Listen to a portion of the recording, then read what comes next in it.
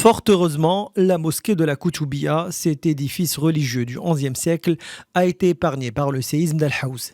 Cela dit, quelques fissures dans sa structure séculaire ont poussé les autorités à la fermer temporairement afin d'assurer la sécurité des visiteurs et préserver ce patrimoine culturel et historique du royaume.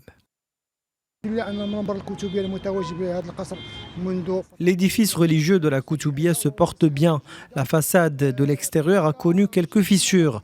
L'intérieur est indemne, à l'opposé des fake news partagées sur les réseaux sociaux. Il s'agissait d'anciennes vidéos qui n'ont rien à voir avec le séisme. Dans l'ancienne Médina, rien ne semble perturber la sérénité des ruelles et les touristes qui y flânent, à la recherche d'un souvenir palpable de cette expérience désastreuse dont ils sont sortis sains et saufs.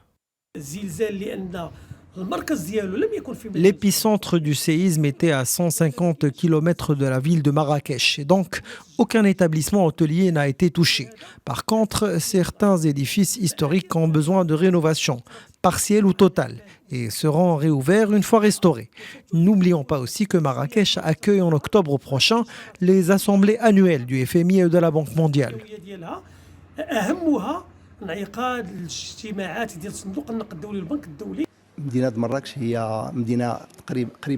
La ville de Marrakech a été construite sur des bases solides et dans les règles de l'art. Depuis des années, il y a eu des séismes, mais jamais les constructions n'ont été affectées. Les touristes qui étaient à Marrakech quand le séisme a frappé la province d'Al-Haouz ont choisi de ne pas rentrer chez eux, mais de rester solidaires avec les Marocains dans leur peine, tout en essayant de détendre l'atmosphère comme ils peuvent. Être solidaire avec le peuple marocain passe aussi par le fait de visiter la ville ocre en particulier et visiter le royaume du Maroc en général. Malgré l'épreuve et loin de la panique, les opérateurs touristiques rassurent. Pour leur part, les touristes se réintègrent dans cette ambiance de renaissance de la ville ocre, plus forte encore et plus résiliente. Cette fois-ci en Libye, une semaine après les inondations dévastatrices qui ont fait des milliers de morts dans la ville de Derna, secouristes locaux et étrangers s'activent encore pour retrouver les corps des personnes portées disparues.